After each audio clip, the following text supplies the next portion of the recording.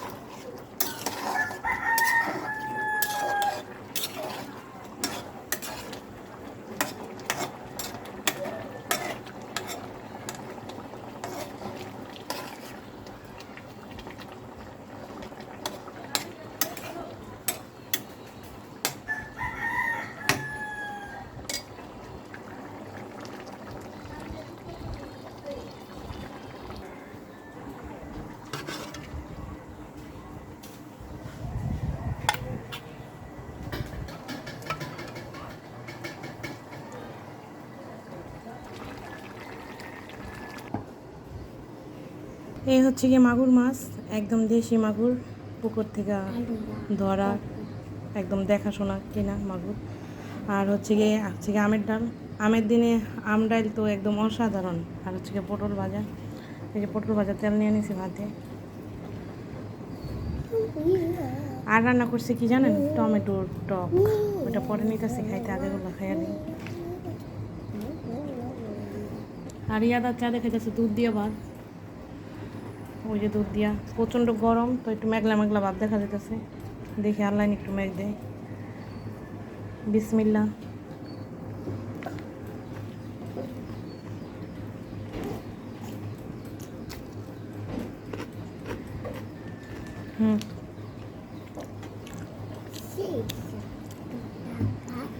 আমি খাইতেছি আর চাঁদে বলতেছে সেই স্বাদ, পটল ভাজা দিয়ে ভাত। তাহলে ও দুধ কলা দা, চাঁদ বলতেছে সেই স্বাদ দুধ কলা দিয়ে ভাত। তাই পটল ভাজার ভাতও কিন্তু সেই স্বাদ।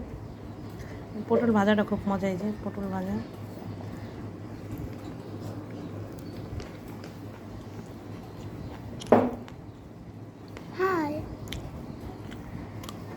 হয় এবার খাবো একটু আলু দিয়ে মাগুর মাছ, যেহেতু দেশি মাগুর, মাগুরটা খাইতে ভীষণ স্বাদ। অনেক গরম, মাত্র চুলা থেকে নামাই আমি নিয়ে আসলাম রান্না শেষ করে। আজকে রান্না একটু দেরি হয়েছে, প্রচণ্ড গরম পড়ছে, যে গরমের কারণে আমার রান্না করতে ইচ্ছে করতেছিল না। দেখেন মাছটা কীরকম লাল, আর খাইতে তো অনেক অনেক স্বাদ, বলবো মনে হয়। আমি খাইছি আরেকবার, এই মাগুর অনেকগুলো আনছিলাম, তো এটাই শেষ আছিল, আর সব খাইয়ে দিচ্ছি। ওকে,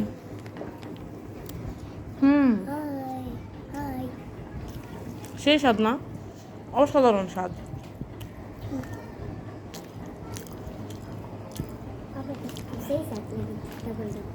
একদম পুকুরের ধরা পিওর অরিজিনালি মাগুর যেগুলা, এগুলো খাইতে কিন্তু খুব মজা, অনেক অনেক স্বাদ।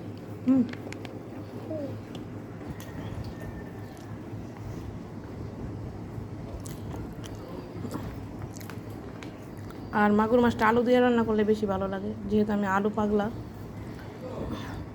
আলুটা আমি খুব বেশি পছন্দ করি, আর সব তরকারির সাথে আলু দিয়ে খেতে অনেক বেশি মজা লাগে। ওকে বাই, আল্লাহ হাফিজ। আচ্ছা।